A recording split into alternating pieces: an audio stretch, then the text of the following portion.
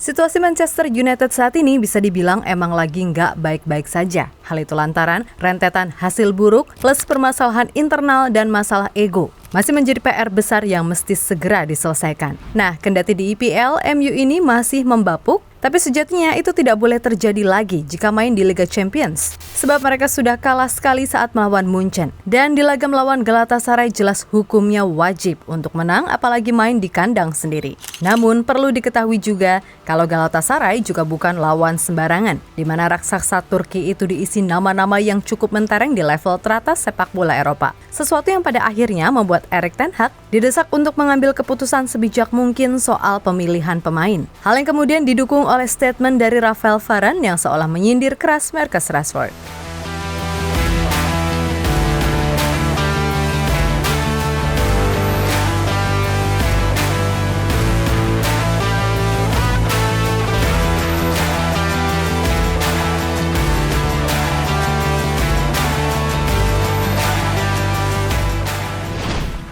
Manchester United akan menjamu wakil Turki di matchday kedua grup A Liga Champions. Tentu saja melihat sikon yang ada sekarang, MU ini bisa dibilang belum tentu loh akan memenangkan pertandingan dengan mudah karena kita tahu sendiri betapa inkonsistennya mereka. Dan itu bisa dilihat dari catatan statistik yang menunjukkan MU udah kalah 5 kali di semua kompetisi musim ini. Termaksud kekalahan 4-3 atas Bayern Munchen di pertemuan pertama.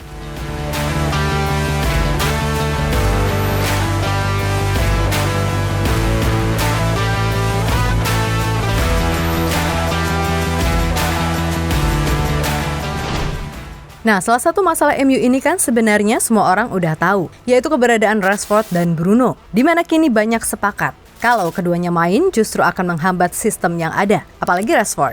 Maruknya udah nggak ketulungan lagi. Untuk itulah kenapa Ten Hag didesak agar bisa bijaklah dalam menentukan starting 11, karena bagaimanapun pertandingan apapun dan melawan siapapun tidak bisa dianggap remeh.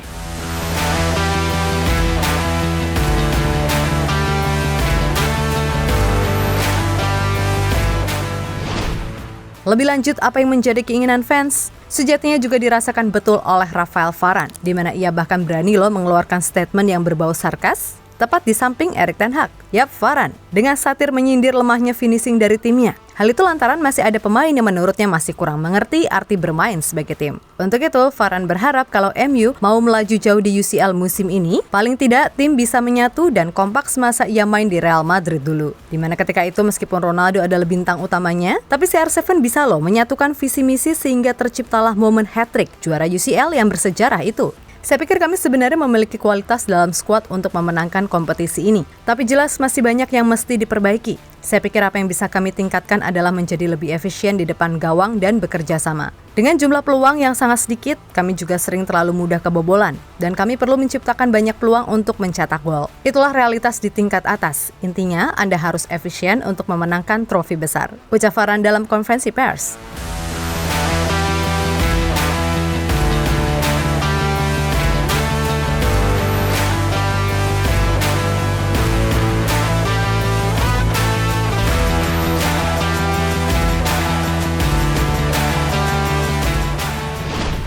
Nah, berkaca dari apa yang dikatakan oleh Varane, memang ada benarnya. MU harus bisa bermain sebagai tim, karena di atas kertas kualitas pemainnya itu bagus. Cuman egonya itu loh yang bikin segalanya jadi sulit, dan melawan Galatasaray tentu tak akan semudah yang orang kira.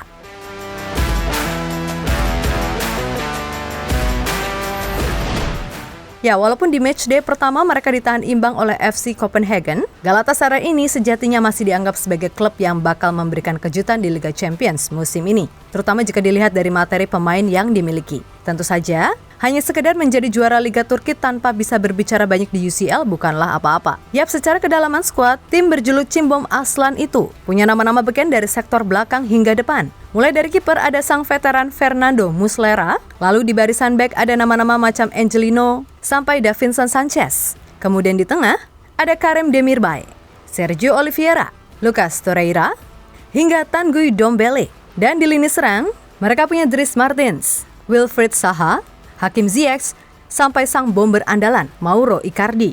Jelas skuad semacam ini sekali lagi tak bisa dianggap remeh.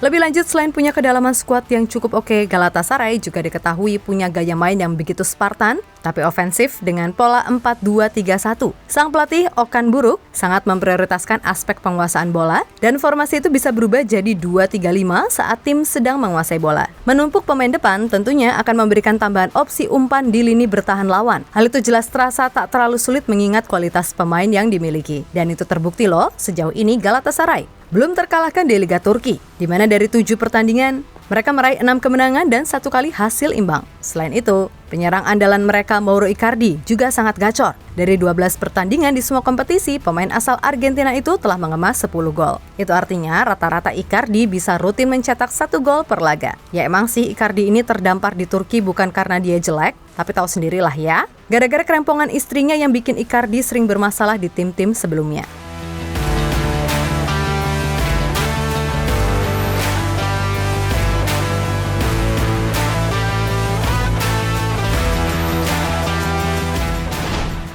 Yap, intinya kalau MU mau menang, ya Ten Hag harus bisa menghilangkan sikap sakleknya. Dimana sekali lagi ia harus bisa tegas, terutama kepada Rashford. Entah nantinya Garnacho atau Martial perform atau enggak, minimal sang Uchiha Ten Hag yang kini harus menanggung segala beban yang ada, berani untuk tegas. Sekali lagi tegas, agar ya minimal ada sesuatu yang fresh di dalam tim Manchester United.